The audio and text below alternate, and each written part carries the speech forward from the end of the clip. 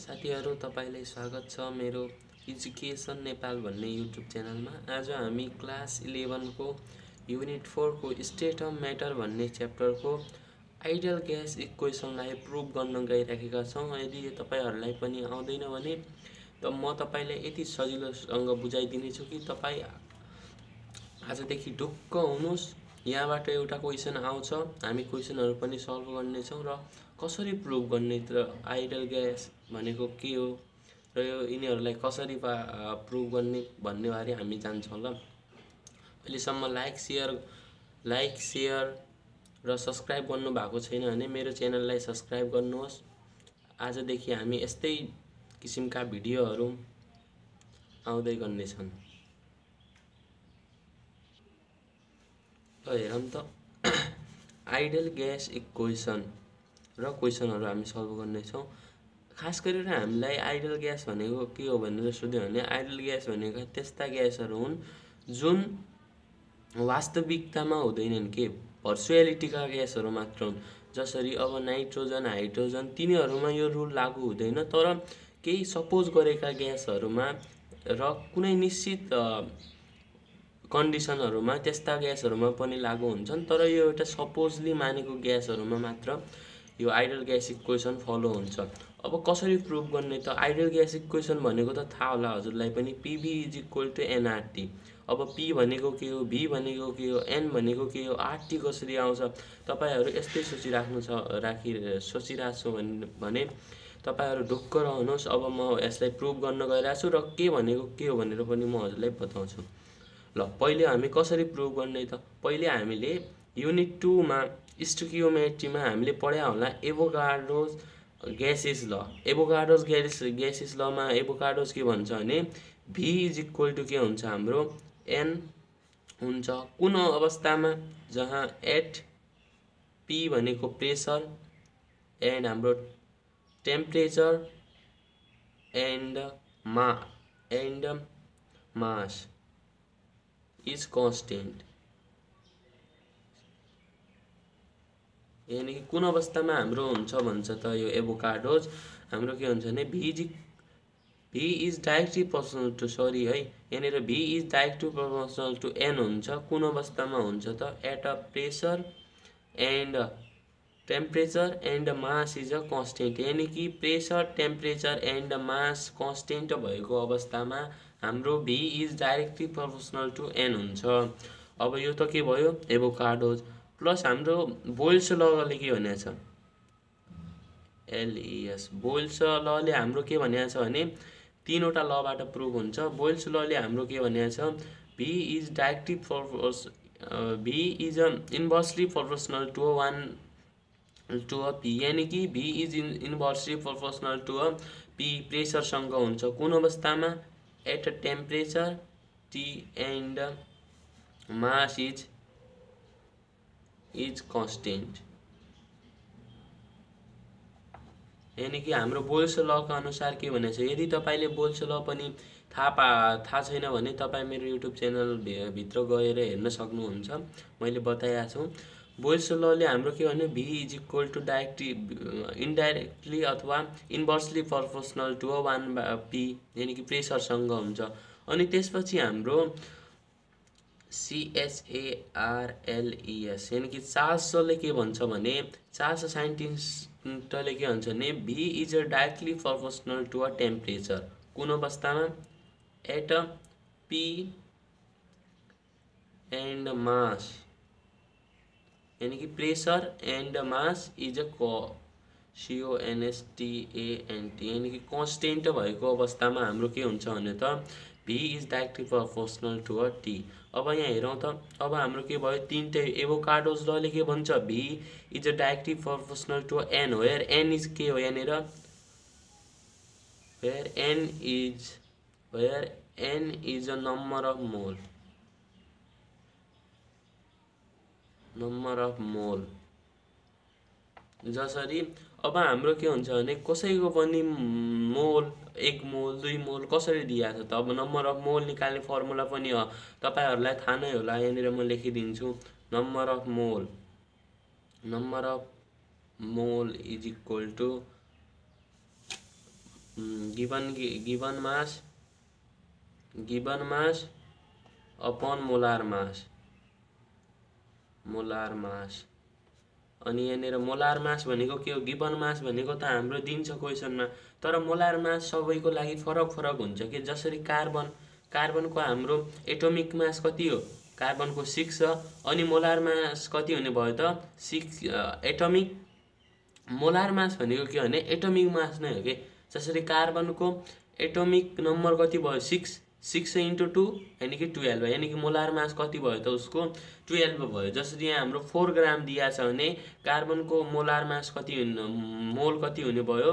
4/12 is equal to, जसरी C को m is equal to, यहाँ हाम्रो गिवन ग्यास 4 दिया छ भने हाम्रो यहाँ यसको मोलार मास कति हुन्छ? 12 भयो यानी कि 1/3 gm यानी कि जुनमा दिया छ त्यही हुन्छ। जसरी यहाँ gm मा दिया छ, यहाँ gm मा दिया छ भने gm कट अनि मोल के हुँदैन? ग्राममा हुँदैन, मोल त मोल नै भइगयो। अब हामीले के निकाल्नु पर्छ त? अब हाम्रो यहाँनिर सम्म त थाहा भइगयो V is directly proportional to a T, Charles law, Boyle's law, Avogadro's ल। यदि तिमीहरूले यो पनि थाहा पाएका छैनौ भने मेरो युट्युब च्यानलमा गएर तपाईँ हेर्न सक्नुहुन्छ। अब हामी यसलाई के गरौँ त? फ्रम इक्वेसनमा 3 मान्दिने, यसलाई 2 मान्दिने अनि यसलाई 1 मान्दिने। मान्यौ त तिनैलाई इक्वेसन 1। अब from equation first, second and third we get, हामीलाई के पाइन्छ त? वी गेट, अब V is a directly proportional to n अनि T एन्ड 1/p और Vp यानी कि यो यहाँ जान सक्छ मजाले। PV is equal to NT, PV is directly proportional to NT। यो त के भयो? हाम्रो इक्वेसन 4 मान्दिने। अब अहिलेसम्म पनि हाम्रो के आएछ? PV आयो, NT आयो, तर R भने के हो त? तपाईहरुले R भने के होला भन्न सोच्नुहुन्छ भने R भने हाम्रो के हो? युनिभर्सल कन्स्टेन्ट हो के। युनिभर्सल कन्स्टेन्ट कसरी? अब म यहाँ लेखिदिन्छु। जसरी अब हामी के गर्छौं भने प्रोपोर्सनल चिन्हलाई हटाउनको लागि के ल्याउँछौं? अघि हामीले के ल्याएको थियौ? हाम्रो बोयल्स लमा, चार्ल्स लमा हामीले के ल्याएको थियौ भने यहाँमा हामीले के ल्याउनु पर्छ? एउटा R भनेको ल्याउनु पर्छ के। जसरी अहिले हाम्रो के छ? PV is equal to nRT हामीले सिधै लेख्न सक्छौं, वेयर जहाँ R is a universal, RSAL universal gas constant. यानी कि अब हाम्रो के भयो? R is universal gas constant. PV is equal to nRT मा R भनेको हाम्रो के हो त? कन्स्टेन्ट हो। अब कन्स्टेन्ट हो भने अब R को भ्याल्यु पनि त निकाल्नु पर्ला हो कि हैन? कसरी निकाल्ने त R को भ्याल्यु? R को भ्याल्यु हामीलाई थाहा छैन।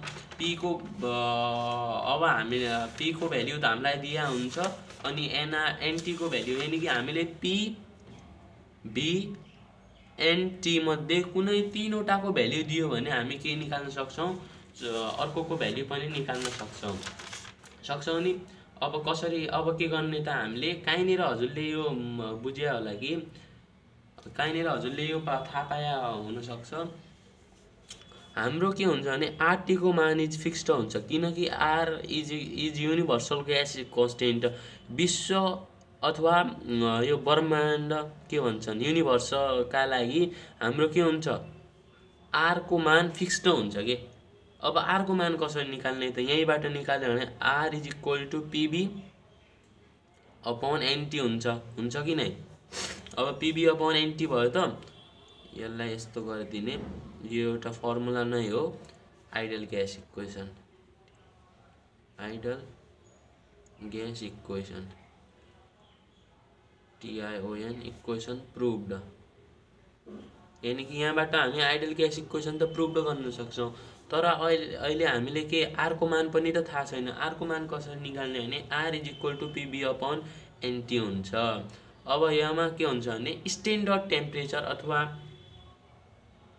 स्ट्यान्डर्ड टेम्परेचर अथवा नर्मल टेम्परेचर तपाईले एसटिपी अथवा एनटिपी भन्ने सुने होला कि स्ट्यान्डर्ड टेम्परेचर एन्ड टेम्परेचर और normal temperature and pressure standard temperature and pressure and normal temperature and pressure यो अवस्थामा यानी कि स्ट्यान्डर्ड टेम्परेचर एन्ड प्रेसर लियो भने हाम्रो के हुन्छ P is equal to 1 mole P is equal to 1 atm यानी कि P भनेको प्रेसरलाई हामी केमा नाप्छौं mm अफ Hg मा नाप्छौं अथवा 1 atm is equal to 760 mm of Hg mm of Hg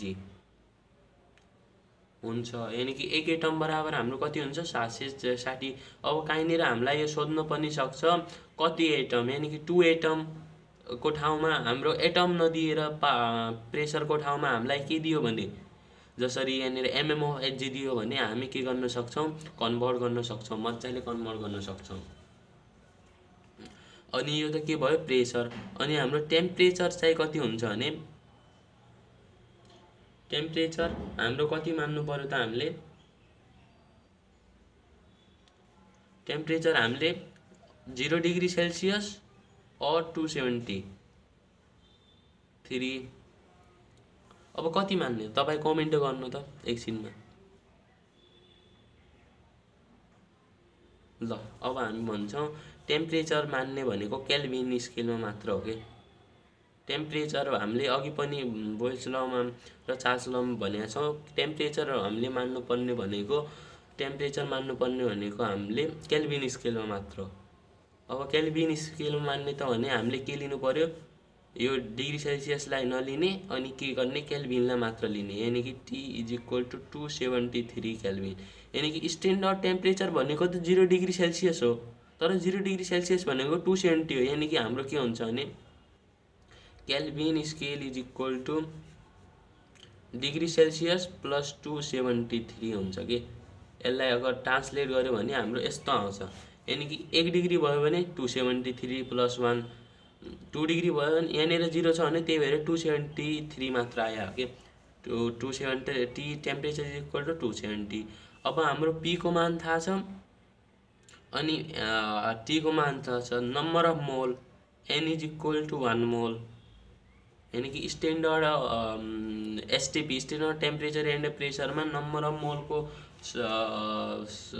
of mole is equal to 1 हुन्छ हाम्रो P आयो T आयो N आयो अनि V कति हुन्छ त तपाईले पढ्नु भयो होला 1 मोल इज इक्वल टु हाम्रो कति V हुन्छ यानी कि कति भोल्युम हुन्छ काहीँनिर तपाईले 2 युनिट स्टोइकियोमेट्रीमा पढ्नु भयो होला 22.4 लिटर हुन्छ V हाम्रो भोल्युम स्ट्यान्डर्ड टेम्परेचरमा कुनै पनि ग्यासका लागि के हुन्छ 1 मोल भयो यति 1 मोल भयो हाम्रो कति हुन्छ 22.4 अथवा 22.4 लिटर हुन्छ नि मजाले तपाईले यहाँसम्म त बुझ्नु भयो होला अब यहाँसम्म तपाईले बुझ्नु भयो भने अब हामी के गर्छौं त अब यो मान राखिदिन्छौं ल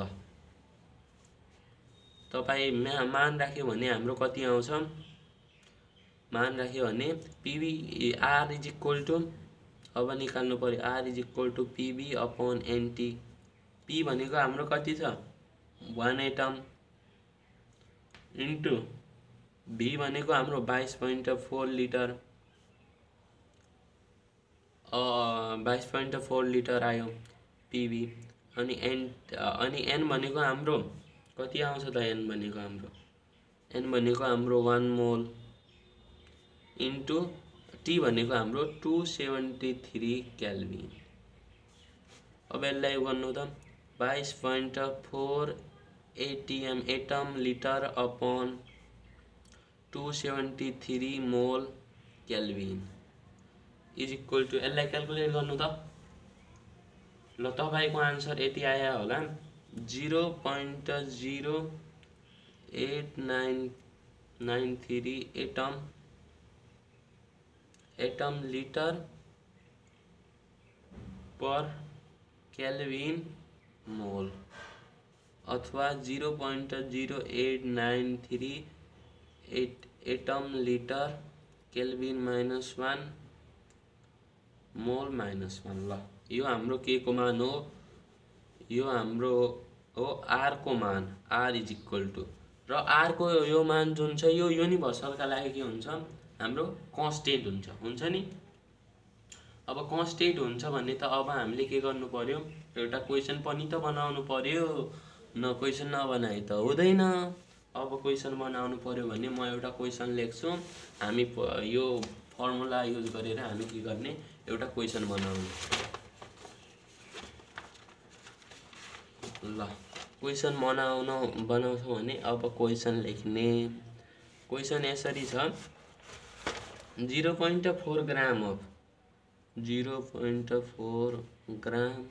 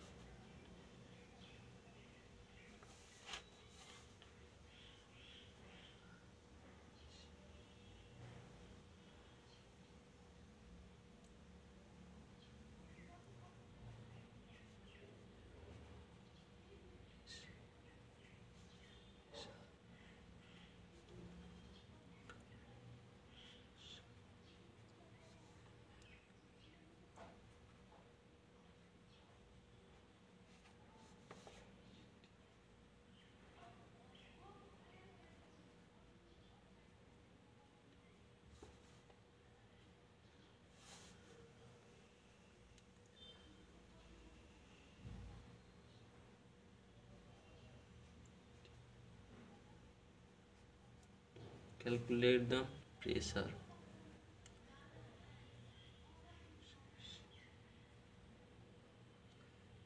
ये हुँदैन, प्यारी एसएसयुआरी प्रेसर वेयर जहाँ R is equal to 0.0821 litre atom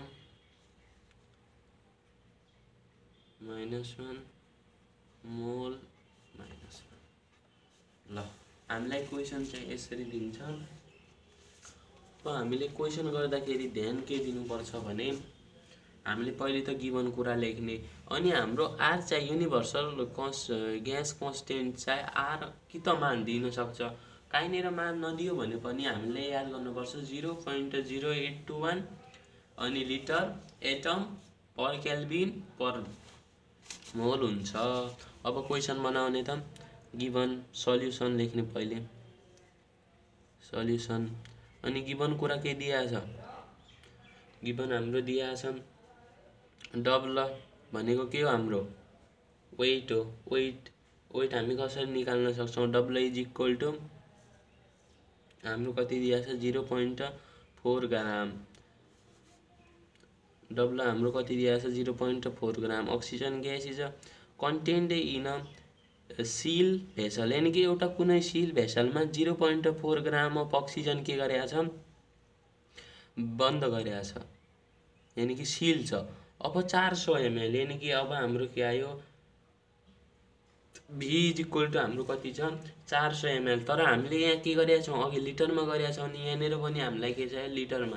पहिले त हाम्रो यसको नम्बर अफ मोल निकाल्ने। अब नम्बर अफ मोल निकाल्नको लागि हामीले के फर्मुला छ, डब्ल त आया छ हाम्रो, गिभन मास आया छ, वेट आया छ। अब गिभन मास आया छ भने अब हाम्रो के चाहिने भयो, मोलार मास।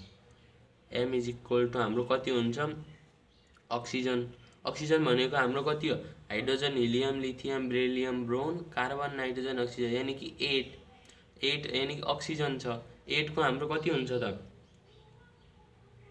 अक्सिजन ग्यास 8 को हाम्रो एटमिक मास हाम्रो कति हुन्छ,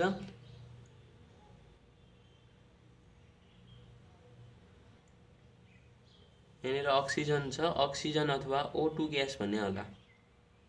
अब अक्सिजनका दुईटा मोलिक्युल छन् भने हाम्रो के हुन्छ त, यहाँनिर दुईटा मोलिक्युल छन् भने अक्सिजनको 16 × 2 32, यानी कि यसको के भयो 32 ग्राम भयो नि, 32 ग्राम। अब 32 ग्राम भयो भने अब हामीले के निकाल्ने, number of mole is equal to W upon M. Is equal to 0.4 GM upon 32 ग्रामले ग्राम काट्छ। अब यसलाई क्याल्कुलेट गर त। ल हाम्रो कति आयो त यो 0.0125। यो त के आयो हाम्रो नम्बर अफ मोल आयो। अनि हाम्रो यहाँ के दिएको छ त भोल्युम इज इक्वल टू हाम्रो कति दिएको छ V इज इक्वल टू हाम्रो 400 ml is equal to 400 upon 1000 is equal to दुईटा शून्यले दुईटा शून्य काटे यानी कि 0.4 लिटर। तपाईलाई यो त आउने नै होला। 1000 लिटर 1000 ml बराबर 1 लिटर हुन्छ। 1000 ml is equal to 1 litre. यही फर्मुला युज गर्ने र हाम्रो के आउँछ यसलाई लिटरमा प्रयोग गर्न लिटरमा ट्रान्सलेट गर्न आइहाल्छ। अब V पनि आयो। अब हाम्रो प्रेसर चाहिँ निकाल्नु छ। P is equal to what.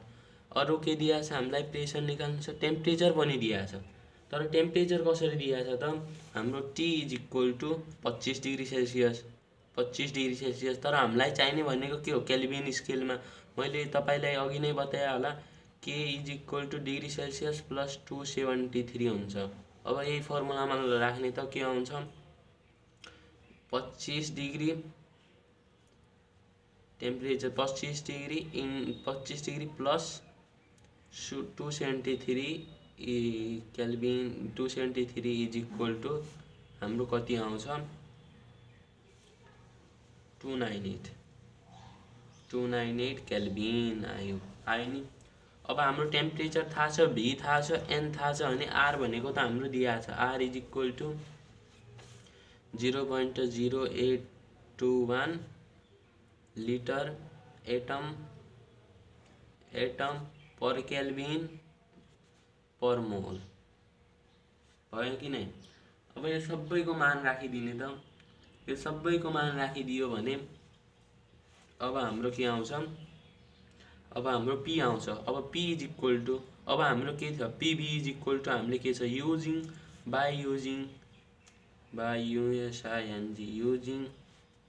के युजिङ गर्ने आइडियल आइडल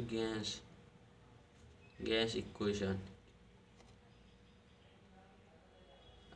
इक्वेसन के भन्छ हाम्रो PV is equal to nRT र P इज इक्वल टू हाम्रो के भयो nRT अपॉन V।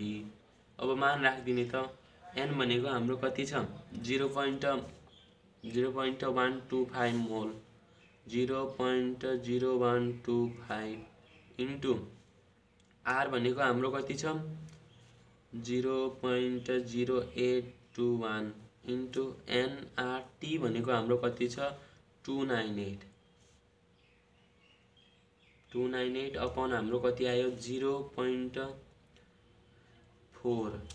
अब हाम्रो के आयो P इज इक्वल टू हाम्रो के आउँछ यसलाई तपाई हिसाब गर्नुस् हाम्रो कति आउँछ 0.3058 divided by 0.4 P is equal to 0.76। अब हाम्रो यसको युनिट के हुन्छ त एटम। हस् त यसरी नै बनाउने हो अरु क्वेशनहरु पनि। अब यस्तै भिडियोहरु आउने छन्। तपाईले अहिलेसम्म पनि लाइक सब्स्क्राइबहरु गर्नु भएको छैन भने तपाईहरु मज्जाले गर्न सक्नुहुन्छ। अबका दिनहरुमा हामी यसरी नै केमिस्ट्री बायोलोजी फिजिक्सहरुका नोटहरु सहित हामी के अबका भिडियोहरु ल्याउने छौं। हस् त।